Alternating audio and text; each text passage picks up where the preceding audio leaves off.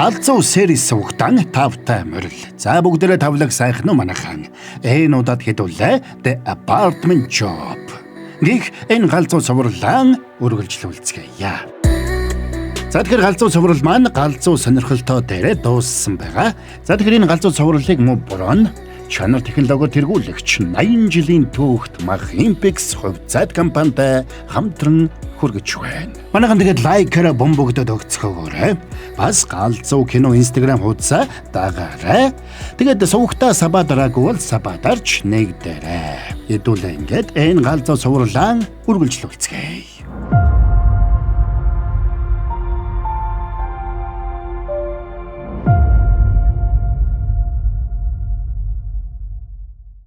За хиганыг ялалт байгуулсныг тэмдэглэж гэрийнхэн нь хундаг тулгаж байна. Тэгээд хаарын хундагны үг хэлнэ.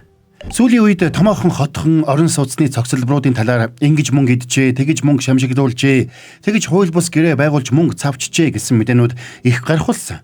Тиймээс цаашид ажиллахдаа ийм гэмт хэрэгээс хол байхыг чин сэтгэлээсээ хүсэн ерөөе. За тэгсэн нөхдүүдийн царай барайна. Тэгээд хүчээр харьяатай хундах тулгалаа. Харин хиганы хувьд өмнөх нь захиралтай уулзсан. Тэгэхэд нөхрийн гар нүүр нь цус болсон байсан талаар бодсоор байлаа. Тэгээд юмныг аврахын тулд үлдсэн хугацаанд анхаарлаа сарниулахгүй зорилгодоо төвлөрөхөөр сэтгэл шулууддаг. За тэгсэн нөгөө захирал клубийнхаа томчуудтай мах шарж байна. Оман хорооллын барилгын ажил хойшлогдсонд нөхөр уран муутай байсан бол бусд нь тэрнийг үл ялэг тохуурхонгуй байлаа. Тэгээд нөхдөө тэрнийг энэ асуудлаа ямар нэг ноцтой асуудал болголгүй чимээгүй шийдэхийг даалгана. Захиралч тэднээс салсан даруйда офис дээр яарад ирлээ. Тэгээд өрөөндөө орж караоке асаагаад дуулж эхэлсэн бол араас нь ирсэн дарга нар хайж түгшсэн байдалтай дотогш орцгодог. Тэд бол барилгын ажлыг эхлүүлэхийн өмнө тухайн газарт эртний эд үлгийн зүйлс байгаа эсхийг нэгтэлсэн инженер болоод барилгыг бариулахын тулд банкнаас их хэмжээний зээл авч өгсөн санхүүгийн албаны дарга зэрэг хүмүүс байдаг. Оман хороолол зогссноос болоод банкны зээлийн хүнд их мөнгө алдах ёстой болсон байна. Тиймээс захирал барилгын ажилтай холбоотой дарга нараа бүгдийг нь шийдгээд барилгын ажлыг эхлүүлэх арга замыг яаралтай олохыг тушаадаг. Тэгсэн нэг нь тэндээс олдсон эртний эдлэлийг хуурамч гэж нотлохоос нааш барилгын ажлыг үргэлжлүүлэх боломжгүйг хэлнэ. Харин хаарын найзтай хуурамч эхнэрийн дүрд тоглох ажил хийж байгаагаа хэлж байлаа. Тэгсэн найз нь хиган сөөхийн дарга болохын тулд хаарид тийм их мөнгө төлсөн нь сэжигтэй санагдаж байгааг хэлнэ. Тэгэд нэг танил нь сөөхийн дарга болоод их мөнгө говьчуулж огцсон баяжсан тухай хэлсэнд хаарын хиганыг тийм хүн биш гэж өмөрч байна. Маргааш өглөө нь харыг ирэхэд гэрийнхэн нь хиганыг сөөхийн дарга болсон ажлын эхний өдргээд амттай хоол хийж идээд сууж байлаа. Гэмбүг хөө гэрийнхэндээ ямар нэг зүйл хэлэх гэсэн чи нэг л ивэ болохгүй байна. Энэ үеэр менежментийн оффист шин сөөхийн даргад зориулсан олон цэцэгт мэдчилгээ иржээ. Энийг харсан офисын ажилтнууд баяртай байсан бол чой менежер ганцаараа их болгоомжилж байлаа. Учир нь захирал соо даргыг хэрхэн ухаан алдатлан зодохыг нөхөр нүдэрээ харсан байна. Нөгөө талд хиганы гэрийнхэн ажлын эхний өдөр нь хигантай хамт явж тэрэнд туслах хэсгээ шийдэж ядан маргаж байлаа. Залуус бүгд хигантай хамт явахыг хүсч байсан бол хари хамт явахыг эрс эсэргүүцэж байна. Тиймээс тэр гэртээ үлдэхэр боллоо. Гэсэн ч хүлээсэн үүргийнхээ дагуу өөрийгөө хүчлээд цонхоор хиганыг дуудаж амжилт хүссэнд тэр хавьд байсан хүмүүс бүгдээрээ гайхаж харцгаана.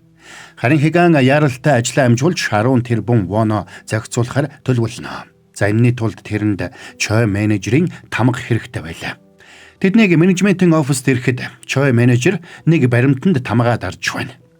Тэгэд хиганыг ирж байгааг хараад тамгаа ширээнийхээ болон руу шидсэнд мань хиган гайхнаа. Офисын ажилтнууд тэрэнд цэцгэн хэлхээ зөвлөж өгдсөний дараа чой менежер тэрнийг сөөхийн даргын офис руу оруулаад сөөхийн даргын тамгыг өгсөнд хиган баярлсандаа ам алдах шахна. Тэгээ чой менежер гарсны дараа тэд хөлн газар хүрэхгүй баярлцгаадаг. Тэгээд шууд бүх мөнгө маргааш гэхэд банкнаас аваад тэндээс бушуухан зугтаахаар шийднэ.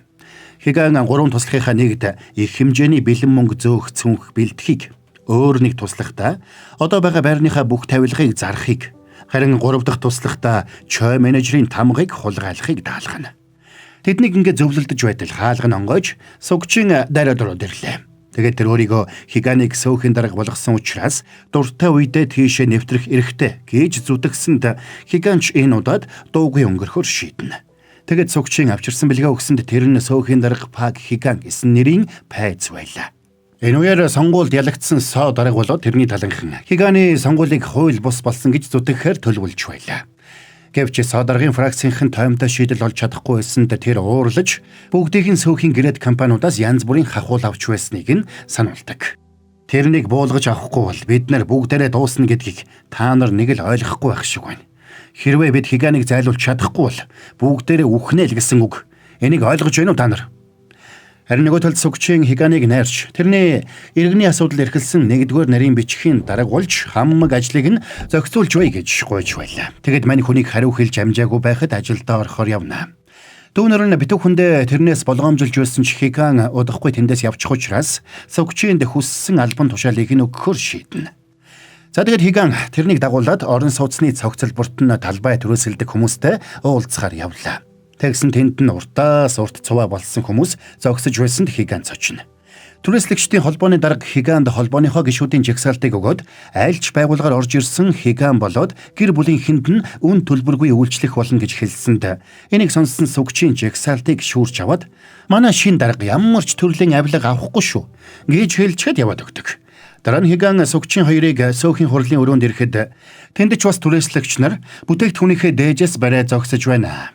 Сөөхийн шин даргын иргэний асуудал хариуцсан нэгдүгээр нарийн бичгийн хувьд би нэг чухал зүйлийг хэлье. Манай дарга ямар ч төрлийн хэл хахуул авдаггүй. Тиймээс та нар над авчирсан юмнуудаа яг одоо далд хийнэ. За тэгсэн түрээслэгчид авчирсан бэлгээ далд хийсэн бол Хиганы царай барайлаа. Энэ үеэр захирал Оман хотхон баригдах газар дээр малтлаг хийж байгаа археологчдын ахлагчийг хахуулдаж тэндээс олдсон зүйлс хуурамч гэсэн дүгнэлт гаргуулахыг оролдож байлаа. Хэдийгээр археологчдын ахлагч саналаас нь татгалцсан ч тэндээс олдсон эртний эд зүйлс бүгд өөр өөр цаг үеийн эртний эдлэлүүд учраас хэн нэгэн тэдгэрийг энд зариуд авчирч болсон байх гэж бодож байгаагаа хэлдэг. Тэгсэн захирал нэгийг бодно. Тэгээд шууд цагдаагийн даргалууд залгаад тусламж хүсдэг. Тэр өдөр Гэмбүк хүүгийн ангийнхан тайлан тоглолтоо хийж байлаа. Тэгсэн тоглолтын үеэр Гэмбүк хүү уйлсанд ангийн багш нь гайхна. Тэгээд Харийг яаралтай дуудулдаг. Сандарсан Хари Хиган дээр ирж Гэмбүкийн ангийнхан эцэг эхтэйгээ хамт спорт өдөрлөгт орж байгаа талаар хэлсэнд Хиган өглөө Гэмбүкийг нэг юм хэлэх гээд байсныг саналаа. Тэгээд цэцэрлэгт нь очино. Очихт нь Гэмбүк хүү руу царайлаад сууж байна. Тэгээд харсан даруйдаа Гэмбүк хүү баярлаад тэврээд авлаа. Энэ үеэр Хиганы дүүнерч тус тусынхаа даалгаврыг биелүүлцгээж байна. Нэг нь сундаг цүнх худалдаж авч байсан бол нөгөө нь чой менежерийн тамгыг хулгайлж байлаа. Харин гурав дахь нь гэрийнхээ бүх цахилгаан барааг зарж байна. Дүрс солигдоход Хиган тайзан дээр гарчихсан эцэг эхчүүд болоод хүүхдүүдэд таквендогийн өшөглөлт үзүүлж байлаа. Мань хүнийг шаарнуудыг амжилттай өшгөлөхөд бүгд алга ташин баяр хүргэцгэн. Эннээс гадна Харич бас ээж нарын дундах тэмцээнд ялалт байгууллаа. За ингээд эцэст нь аав ээж хүүхэд гуруулаа оролцох тэмцээнд оролцож төрүүлэхийн даваан дээр орооцолдоод унчихна. Тэгэд босч ирээд гүйсээр 2 дугаар байранд орж чадна. За тэгээд 2 дугаар байранд орсон шагналаа сонгох болсонд Гэмбүк хүү үнтэй өхрийн мах сонгохын оронд эмэгтэй хүний үсний сэд сонгож Харид бэлгэлсэнд бүгдээр тэрнийг ямар ухаантай хүү вэ гэж магтцгаана. Тэр өдөр Хари Хиган хоёрыг гэрлүүгээ явж байтал Хиганд мессеж ирж гэрийн бүх тавилгаа зарсныг мэдэгдсэнд Хиган сандраад Харийг цаашид ирэх шаардлагагүй. 2-7 хоног нь дуусаагүй ч өнөөдрөөр гэрээгээ дуусгуур болгож үлдсэн мөнгийг нь өнөөдрийн дотор шилжүүлнэ гэж хэллээ. Тэгсэн Хари гайхсан ч юу ч хэлж чадлагүй явна. Амаргүй даваануудыг хамт давсан хэрнээ гинэт ингээд хөөгдөг шахуу явсандаа Хари гомдолтой байсан бол нөгөө талд Хиганч Харийг явуулсандаа битүүхэндээ гонигтай байлаа. Гэмбүк хүүгийн аавч бас хүүдээ гэр бүл болж тоглох тоглоом нь энэ хүрээд түр дуусж байгааг хэлж байна. Оройн Хиган гүрвэлд тэрнийг үүргээ сайн гүйцэтгэсэн учраас өрийг нь цайруулснаа хэлсэнд гүрвэлж баярлна. Тэгээд тэрнийг дахиж мөрийтэй тоглох юм бол гарыг нь тасдээ шүү гэж анхааруулад гараад явлаа. За тэгээд маргааш нь Хиган залуустайгаа төлөвлөгөөгөө хэрэгжүүлэхэд бэлэн болжээ гэж. Хэдүүлээ банкар дээрч мөнгө аваад шууд цагдаагийн сон даргад мөнгө өгнө. Тэгээд шууд сөүлээс явцгаана. Бид нар хэсэг зур нуугдаж болохныг арал олсон байгаа. Ямманыг сулалж авсныхаа дараа хамтдаа бүгдийг шинээр эхэлцгээе. Тэгье. Ингээд бүгд машиндаа суугаад банк руу хөдөлцгөөнө. Тэгээд банкнд очиод дэвтэр тугаа бүх мөнгийг бэлнээр авна гэсэн дуудлагыг Тейлор 2350 вон өгсөнд Хиган гайхлаа. Тэгээд өөр банкуд руу очиод бусад хадгаламжийн дэвтрүүдэд байгаа мөнгнүүдээ бүгдийг нь авъя гэсэн ч дандаа 10к хүрэхгүй вон үлджээ. Ингээд цөөхийнх нь хадгаламжинд ямар ч мөнгө байхгүй болсныг мэдээд мань хүн шоконд орж энэ хүртэл явах гэж ямар олон зүйлийг үзэж туулснаа эргэж санана. Тэгэд боож өгөх шахсан хиган шууд гүрвлийг нөгөө цүнхэндээ хийгээд байшингийн дээвэр дээр гарлаа. За тэгээд нөхрийг дээврээс шидэн гэж сүрдүүлсэнд гүрвэл сандраад мөнгийг нь өмнөх сөөхийн дарга офис менежер нэгтлэн 3 нийлж угаад авчихсан байх гэж бодож байгаагаа хэлдэг. Ингээд тэд сөөхийн мөнгө алга болсон асуудлаар мөрдлөг явуулахар шийдэж тэр хүртэл хиган үргэлжлүүлээд сөөхийн даргын ажлаа хийж бусд нь ч хиганы гэр бүлийн дүрд үргэлжлүүлээд тоглохоор шийдлээ. Оройн хиган харид цүнхийг нь аваачиж өгөх шалтгаар гэрт нь очиж тэрнтэй уулзнаа. Тэгээд уучлал гуйж анх тохирсон ёсоор 2-7 хоног хамтарч ажиллахыг хүссэнд хариж зөвшөөрнө. Маргааш нь захирлын туслах камерын хяналтын төв рүү очиод Омон дүүргийн хорооллын барилгын газар руу орж гарсан машинуудыг шалгуулж байлаа. Тэгээд захирлыг ирэхэд нэг сэжигтэй машиныг олсноо хэлнэ. Харин нөгөө талд хиган чой менежертэй уулзаж байна. Тэгээд томоохон гүйлгээ хийхийн тулд яах ёстойг лагуулж угаад менежментийн офисын нэгтлэн Кан Хажон амралтаа аваад гадагшаа явсныг олж мэддэг. Энэ үеэр гадаа нэг хиганы залуус Гёмбок хүүгийн мөнгө цуглуулдаг гахааг ухлаа гэж гүрвлийг барьж аваад зодох гэж байлаа. Тэгсэн тэр хаваар явж байсан сүгчийн энэ байдлыг нь харж хнаа. Бас тэр өдөр Хари Гёмбок хоёр хамт явж байгаад Хари Гёмбокт хажууд хүн байхгүй үед ээжээ биш Хари ихчээ гэж дуудаж бай. Гэж хэлж явахыг сугчин бас сонсчихлаа. Тэгээд эднийг байрныхаа урд иржээтэл урдаас нь Харигийн ихч Хажон гараад ирсэнд Хари сандрах нь ойлгомжтой. Тэгсэн Гёмбок тэрнээс энэ хүн хий юм бэ ээжээ? Гэд асуусанд энийг нь сонссон Хажон бүр гайхна. Тэгээд оройн Хари хиган дээр ирж яаралтай уулзах хэрэг гарсныг хэлдэг. Зарим нэг талд захирлын туслах Омон дүүргийн шинэ хороолол барих газар руу нэвтэрсэн сэжигтэй машинд Пак хиган сууж явсан болохыг батлах баримтыг захиралд үзүүлж байлаа. Тэгээд захирал хиганыг дутуу үнэлж болохгүй байна гэсэн дүгнэлтэд хүрнэ. Энэ үеэр хиган Хари хоёр коридорт гараад цаашид яахаа ярилцж байна. Хари гинтийн асуудал гарсан учраас цаашид ажиллаж чадахгүй гэдгээ хэлсэнд хиган тэрнийг төлбөрөө бүтээн авсан учраас ажлаа заавал дуусгахыг шаардна. Тэгээд тэднийг хуурамч гэр бүлийнхээ талаар чанга ярилцаж байтал хаалга нээгдэж сугчийн гараад ирсэнд мань хоёр айсандаа ухаан алдах шахна. Та нарт ихээр жинхэнэ биш хуурамч гэр бүл байсан байх нэ? Одоо л ойлголоо. Тэгээд л танай дүүнэр аавынхаа гарыг тасна гэд сүрдүүлээд байсан байх штэ. Хари бас хүүдээ өөрийг нь ихчээ гэж дууд гэж хэлээд байсан байх нь. Тэгсэн хиган бантаад та хуурамч гэж буруу сонсчээ гэд юу ч болоогүй юм шиг жүжиглэх гэж оролдсон ч цаатах нэтгсэнгүй. Тэгэд тэрний хотхны оршин суугчдыг бүгдийг нь хуурсан учраас яралтай сөөхийн даргын ажлаа өгөхийг шаардлаа. Тэгээд энэ талаар оршин суугчдад мэдэгдэж хотхны группээр пост оруулна. Гэд явхад мань хоёр сандраад бушуухан гэртээ орж ирцгэн. Тэгээд хамгийн түрүүнд тэдний гэрийн сүлжээг унгаж лифтээ 29 давхарт гацаалаа. Арга барсан согчийн шатаар буух гэсэн ч шат руу гарах хаалгыг хэн нэгэн гацаачихжээ. Энэ үеэр Харигийн ихч Хажон ажил дээр ирчихсэн ажлаасаа гарах талаар чой менежертэй ярилцаж байлаа. Нэгэнт соодарга сонгуул ялагдсан учраас Хажон ажлаа өгөхөөр хатуу шийдсэн байсан бол чой менежер тэрнийг хэсэг зур хамт ажиллахыг өхөн хатан ядахна. Хажоныг тэндээс гарч ирэхэд Хари хүлээгээ зогсчихвлаа. Тэгээд гэрлүүгээ хамт явах замдаа үйлчлүүлэгчийнх нь хүү үе хилэн хальтраа тэрнийг ээжээ гэж дуудаад байдаг талаар тайлбарласанд Хажон тэрнийг хуйлч хүн байж үйлчлүүлэгчийнхээ хүүг хараад байж болохгүй гэж хатуу сануулдаг. Маргааш өглөө хиган Хари хоёр сугчны гарч ирэхээ хүлээгээд орцныхоо гадаа зогсож байна. Тэгээд гараад ирмэгцэн урд нь гараад жинхэнэ хос шиг жүжиглэнэ. За сори манайхаа нэг түр пауз авчих. Яг уу гэхээр борон та нартай гялс хамтран ажиллаж байгаа чанар технологиор тэргүүлэгч 80 жилийн түүхт Мах Импекс хувьцаат компани монголчуудад зориулсан нэг галзуу юмыг сонирдуулах юм.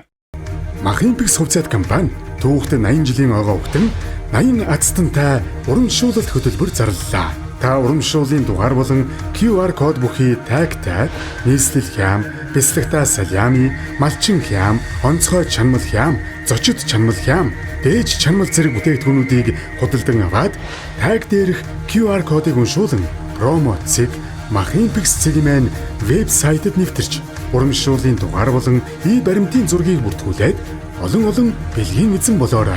Чанар технологиор тэргүүлэгч 80 жилийн түүхт Махимпикс хувьцаат компани. Та хоёрыг жүжиглэж байгааг мэдчихэн шүү. Гэрэлсэн хосууд хизээч та хоёр шиг хөтлөлцөж гүйдгүй юм. Тэгсэн мань хоёр очиод анх танилцж байсан тухайга тайлбарласанд Сүгчийн ч яриаг нь сонсохгүй гэж чихээ дараад зогтно. За тэгээд аргагүй байдалд орсон Хиган Сүгчинаас ганцхан 7 хоног хүнд хэлэхгүй хүлээж гэж гуйна. Чи тэгээд энэ хугацаанд яг юу амжуулах гээд байгаа юм? Энэ хугацаанд таны итгэлийг эргүүлж олох боломжийг надад өгөхгүй гэж үү? Энэ газрыг санахгүй нэ гэж үтэй. Хоёулаа хамтдаа мөр зэрэгцэж зогсоод нийтийн эрх ашигын төлөө ялалт байгуулж чадсан биз дээ. Тэр гайхалтай дурсамж одоо ч миний зүрхэнд хадгалаастай байна. Мань хүн энэ яриагаа Харитай хамт өмнөх өглөөжин бэлдсэн байжээ. За яах вэ? Тэр дурсамж миний хувьд ч эрхэм. Гэхдээ чамд хуурамч гэр бүл үүсгэн байж сонгуульд ялах ямар нэг шалтгаан байсан нь гарцаагүй. Ингэж хэлхийг тооцоолж байсан Хиган бэлдснээрээ их нартаа ямар их хайртайгаа хэлээд дүүнэр нь бүгд эцэг ихтэйч их ондоотой учир аавтайгаа таарамж муутай байдаг гэж учирлана. Гэвч Сүгчиний бодол өөрчлөгдөхгүй байсан учраас Хиган эцсийн мэхийг хэрглэж тэрний байнга асуудал болгож явдаг засварын мөнгөний зарцуулалтыг хянж шалгаж байгаа гэдгээ хэлсэнд Сүгчин баярлж тэрэнд 7 хоногийн хугацаа өглөө. Хиганч гэртээ ирээд 7 хоногийн дотор засварын сангийн мөнгийг олоод тэндээс цогтох хэрэгтэй болсноо дүүнэртээ хэлнэ. Би нэлээд бодлоо л доо. Тарих гашилт л бодлоо. Сөөхий мөнгө сар бүр айлуудаас цугларч байгаа. Тэр мөнгийг дуустал нь шавхах нь өөрөө их хэрсдэлтэй. Сөөхөд байсгийгээд л зардал гаргах хэрэг гардаг. Сөөхий мөнгийг говчуулах 3 арга байгаа.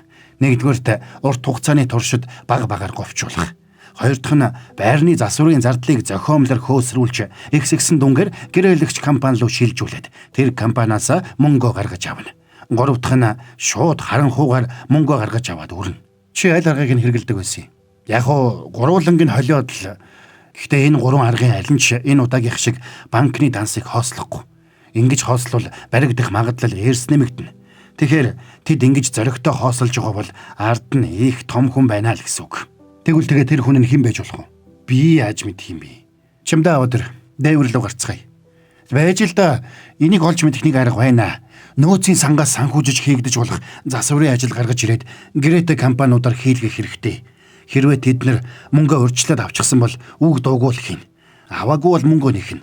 Ийм замаар аль гэрээд компани руу мөнгө бөөнд нь шилжүүлсэнийг олж мэдэж болно. За ингээд манайхэд ажилдаа орж хотхон дотор нь засвар хийх шаардлагатай ямар нэг зүйл байгаа эсхийг наривчлан хайцгаана. Гэвч ноцтой эвдрэл гэмтэл байхгүйсэн учраас сүүлдээ цагаандаа гарч хотхны эд зүйлсийг сэмхэн эвдэж сүйтгэж эхэлдэг. Дараа нь Хиган Чой менежертэй холбогдож хотхны энд тэнд олон эвдрэл гэмтэл байгаа учраас засварын гэрээд компаниудыг яралтай цуглуулахыг хүслээ. Хурал эхлэхэд Хиган авсан зургуудаа үзүүлээд засварын нөөц сангаас мөнгө гаргаж хотхондоо баг сар засвар хийх хэрэгтэйг хэлсэн ч соодрог тэргүүтээ зөвлөлийн гишүүд сангийн мөнгийг өрн таран хийх шаардлагагүй гэж эрс эсрэг уцлаа. Зарим нь Хиганыг шинэ учраас ажлаа мэдэхгүй хэтэрхий түрэгдэж байна гэж бодож байгаагаа хэлсэнд Хиганы залуус ууралсандаа байж ядцгаана. Ингээд санал асуулга авсанд зөвлөлийн гишүүдийн дийлэнх нь засвар хийхийн эсрэг гараа өргөцгөөж Хиганы оролдлого бүтлгүйтлээ. Энэ сангуулыг нь захирал үзчихсэн учраас бүтлгүйтсэнд нь баяртай байна. Тэгсэн энэ үеэр туслах нь ирж Хиган банкн дээр очиод засварын нөөцийн сангийн мөнгийг бүгдийг нь гаргаж авах гэж оролдоод үр дүнд нь сөөхийн данс хоосон байгааг олж мэдсэн тухай дуулгасанд захирлын царай барайлаа. Тэгснэ галзуу юм шиг л инээнэ. Ким туслахаа би мэдчихлээ.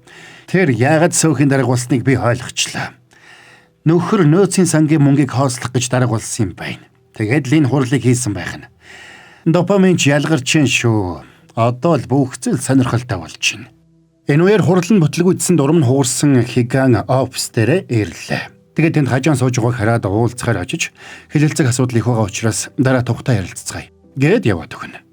Оройн содоргийн фракцийн Хиганыг давж гарсандаа баярлж тэрнийг удахгүй ажиллаа өгөх байх уу гэцгээж байлаа. Гэртээ ирсэн хоног Хиган гүрвлийг дарамтлж яагаад бүгд эсрэг талд байгаад байгааг асуусанд цаадах нь содоргийн нөлөө зөвлөлийн гишүүдийн дунд одоо ч хүчтэй хിവэрэ байгааг тайлбарлалаа. Содоргийг альбан тушаалаа өгчхөд байхад тэд одоо ч тэрнийг дэмжсээр байгаа нь нөхдүүд бүгдээрээ хоорондоо ямар нэг санхүүгийн холбоотой болохыг гэрчилж байна гэж гүрвэл бодож байлаа. Тиймээс Хиган залуустаа содорог болоод тэрний фракцийнхнийг сайн судалж ноог нь илрүүлэх даалгавар өгнө. Тэгээд тэд эхлээд тэр зөвлөлийн гишүүдэд шуудангаар ирсэн нэхэмжлэхүүдийг нэг бүрчлэн судалдаг. Гэвч тэд шүнжин ухсан ч юу ч олж чадсангүй. Гэтэл өглөө эрт ирсэн хаарын шуудал хэд хэдэн баримт үзсэн даруйда нэг ноог илрүүлчлээ. Тэр нь тэдгээр айлуудын халаалтын нэхэмжлэх нь дандаа тэг байж таарна. Ингээд тэд судалж үзээд 123 айлын халаалтын нэхэмжлэх нь тэг байгааг олж тогтооно. Гэтэл тэр 123 гишүүд нь Содоргийн фракцийн одоогийн зөвлөлийн гишүүдээс гадна өмнөх зөвлөлийн гишүүд байж таарлаа. Энээс гадна тэр гишүүд нь хотхны группт дандаа Хиганы эсрэг сөрөг зүйл бичдэг хүмүүс болж таарна. Ингээд мань хэд хэвлэлд хандаж шударга бус зөвлөлийн гишүүдийг буулгаж авахар шийдээд шууд самбар туг бариад гудамжинд гарцгаана. Манай хотхны 123 айл 6 жилийн туршид халаалтын төлбөр нэг ч удаа төлөөгүй болохыг миний бие олж тогтоолоо. Энэ бол эрх мэдлээ урвуулж ашигласан өөдгүй явдал. Би ийм зөксгүй явдлыг дуугүй хараа сууж чадахгүй. Би энэ хотхонд байгаа нууцлагдсан хээл хахуул бүрийг нэг бүрчлэн илчлэн. Хууль бус үйлдэлийн эсрэг эцэж цуцалгүй тэмцэх болно. Ингээд дүүнэр нь халаалтын ловрыг илчлэгч Баатар Хиган гэж уухайлсанд оршин суугчдж тэдэнтэй нэгдлээ. Энийг харсан чой менежер Хажон хоёрын царай бараана. Тэгээд тэр орооноос эхлээд хотхны оршин суугчдын группт энэ талаар бөөн хилам үүснэ. Хиламтай суугчийн хүртэл тооцож үзээд 6 жилийн хугацаанд тэр 123 айл нийт 123 тэрбум вон хэмнэж бусад айлууд тэдний өмнөөс тэр хэмжээний төлбөр төлсөн болохыг олж тогтоогоод тэр тухайга групп дээр бэжж эхэлдэг. За тэгээд маргаашнаас нь менежментийн офисын утаснууд зогсоо зайгүй дуурсанд шоу менежер орох байх газараа олж ядна. Тэгээд хажуун дээр очиж юу ч болж байсан юу ч мэдэхгүй гэж мэлзээд дуусаарай гэж шивнэлээ. Энэ үеэр Содоргийн фракцийн цаашид яах талаараа зөвлөлдөж байна. Халаалт хэмжих тоолоор эвдэрсэн учраас бид мдэггүйг адил мэлзээ. Мдэггүй хүмүүсийг яах вэ? Яаж чадахгүй штэ. Ингэж хэлвэл үнэхээр болох болов? Эсвэл би бүх үннийг чинь хэлээд хамтдаа унах юм уу? Та нар энэ олон жил ашиг тусыг нь хүртчихэд өөрсдөө ядаж толгоогоо жоохон ажилуулаач тээ. За үүнтэй зэрэгцээд Содорог 123 айлаас халаалтын төлбөр авдаггүй байсан тухай тэр 123 айлын нэг нь захирлах байсан талаар Ким туслах захиралд мэдээлэл өгч байна. Тэгээд захирал нэг сэтгүүлчтэй уудсаар холбогдно. Тэгээд тэр сэтгүүлч болон холбогдох албан тушаалтнуудад мөнгө өгч Омон дүүрэгт босох шинэ хорооллын газраас Эрдэнэ эдлэл олдсон нь төслийг эсэргүүцэгчдийн зохион байгуулсан зохиомл хэрэг байжээ гэсэн мэдээг цаацдаг. Ингээд зогсохгүй нөлөө бүхий олон дагагчтай YouTube-руудад хүртэл мөнгөөр захиалга өгнө. Тэр жинхэнэ үнцгийн хотхны нөөцийн сангийн мөнгнөөс хэдэн тэрбум воныг бэлнээр гаргаж тэр бүх ажиллагааг зохион байгуулсан байлаа. Захирал энд тэнд том хороолол хотхнууд байгуулж тэдний урт хугацааны засварын нөөцийн санг хувьдаа ашиглаж бусдыг хахуулддаг нэгэн болох нь эндээс тодорхой болно. Энэ үеэр Хиган болоод тэрний багийнханч цаашид яах талаараа хэлэлцэж байна. Наадвал чинь юу гэж хэлэх нь тодорхой. Тоолоор ажиллаагүй. Тэрнийг нь мэдээгүй л гэнэ. Тэд нар юу хэлэх нь хамаагүй. Тоолуурэгч бас нөөцийн сангийн мөнгөөр солино үсттэй. Хэдүүлээ энэ боломжийг ашиглаж Содоргийн фракцийг нэг цохилтоор шүүрдэж хайцгаая. Маргааш нь 123 айлын асуудлаар сонсгол зохион байгуулахад оршин суугчид уурандаа нөгөө хэдийг байрж идэх шахна. Бандсан зөвлөлийн гишүүд зөвлөлийн албан тушаалаасаа сайн дураараа бууна гэж мэдэгдсэн ч суугчин тэргүүтээ оршин суугчид энийг нь тоохгүй байлаа. Оршин суугчид яагаад зөвхөн зөвлөлийн гишүүдийн тоолоор ажиллахгүй байсныг бас яагаад офис менежер Чой энэ бүхнийг бүтэн 6 жил мэдээгүй явсныг шалгаасанд цаадуул нь хэлэх үггүй болцгоно. Ингэж бүдэлж байгааг нь хараад захирлын хүүхнээд нь хурж байлаа. Тэгэд бас чирээд ингэж хэлнэ. Би 123 дугаар байрны дээд давхрын оршин суугч байна. Миний халаалтын төлбөрч бас 6 жилийн туршид тэг гарч ирснийг сая л мэдлээ. Нэгэнт ийм хариуцлагагүй зүйл болсон учраас 6 жилийн хугацаанд төлөх ёстой байсан төлбөрөө бүгдийг нь одоо нөхөж төлье. Зөвлөлийн гишүүдч бас нөхөж төлөвл шудраг хэрэг болно гэж бодлоо. За тэгсэн зөвлөлийн гишүүдийн царай барайсан бол бусад оршин суугчид баярлж тэрэнд алах ташин баяр хүргэцгэн. Содорга та энэ талаар өөрийн бодлоо хэлэхгүй юу? Гэд гараараа тэрнийг цохих дүрслэл үзүүлсэнд айсан Содорга 6 жилийн халаалтын төлбөрөө нөхөн төлье гэж хэлнэ.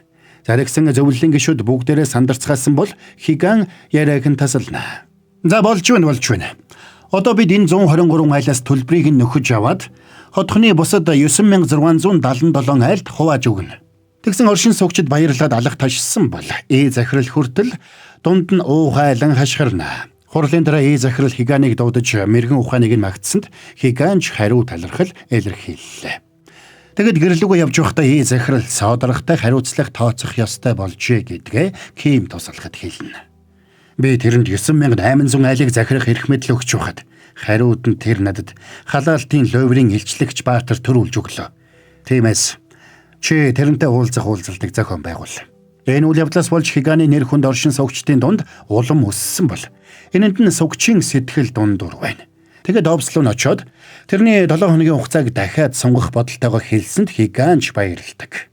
Тэр өдөр захирал соодрыг гэртээ дуудаж авчираад гольфийн цахиураар нэвширтлэн зодж итэл Чой менежер холбогдоод хизээ мөнгө очиж авах вэ гэдгээ асуусанд 2 цагийн дараа ирж мөнгө ав гэж хэллээ. Тэгээд Ким туслахтаа тушаал өгнө.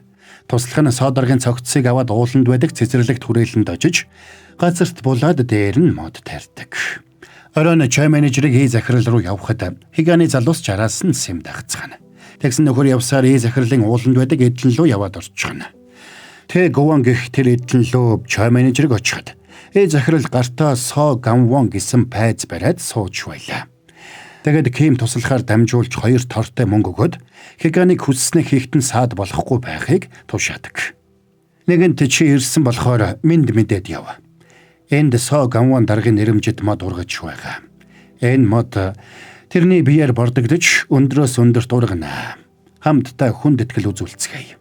Ингэж хэлэхдээ Чой менежер Соо даргын цогцсыг тэнд булсан болгохыг ухаарна.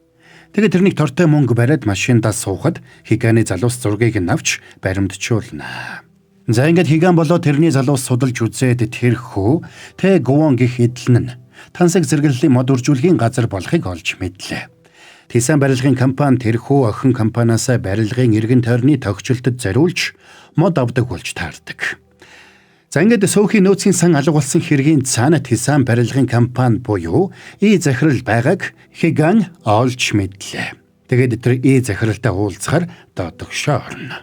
Тэгсэн захирал өрөөнөөсөө яарч гарч ирээд Хиганыг дагуулад орсонд тэд бүүгэд гайхна. Энэ үеэр том хил амыг асуудал багтаа дарсандаа баярлсан Чой менежер болоод тэдний багийнхан өдрийн хол идэхээр гарч байлаа. Нөгөө талд Гэмбүк хүү баг зэрэг халуурсан учраас хари цэцэрлэг рүү дуудагдаж тэрнийг аваад гарч байдаг. Тэгээд Чой менежер болоод тэдний ажлынхантаа таарчихна. Хүүг дахиад хөтлөөд явж байгааг нь харсан хажуун энэ удаад тэрнийг сэжгэлж эхэлнэ. Харин нөгөө талд захирал гэмгүү царайлаад Хиганаас яриа өдөж байна. Та яаж тэр халаалтын төлбөрийн асуудлыг мэдсэн юм бэ? Үнэхээр мундаг байсан шүү. Та бас тэр газраас эртний эдлүүдийг олсон шүү дээ. Тэгсэн тэр эртний эд зүйлс бүгдээрээ жинхэнэ байсан. Та ер нь ямар нэгэн олохтой сайн юм биш үү? Тэр эд зүйлсийг ханаас олсон юм? Хүнтэй байх шүү. Өнөөрэ танд зариулаад жижиг хэмбэлэг үйлдсэн. Алив наашир. Тэгэд нөхөр тэрэнд сөөхийн дансан дэх мөнгийг бүгдийг нь авахар банк дотор сууж байгаа зургийг нь жаазлаад өгсөнд Хиганы царай бараалаа. Тэгээд захирал бүгдийг мэдэж байгаа болохыг ойлгоно. Та үнэхээр Тисан барилгын компани ерөнхийлөгч юм уу? Нэрэ. Би чамд өөрийгөө зохих ёсоор танилцуулаагүй юм байна.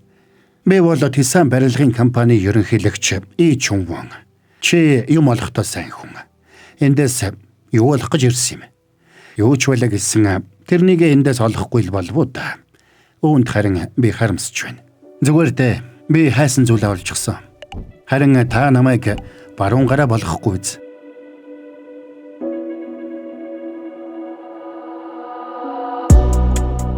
За, парт 3-ын тайлбар маань энд хүрээд ингээд дуусч байна. Тэгэхээр энэ галзуу сонирхолтой цувралыг чанар технологиор тэргүүлэгч 80 жилийн түүхт Mach Impix хувьцаат компанитай хамтран хүргэлээ.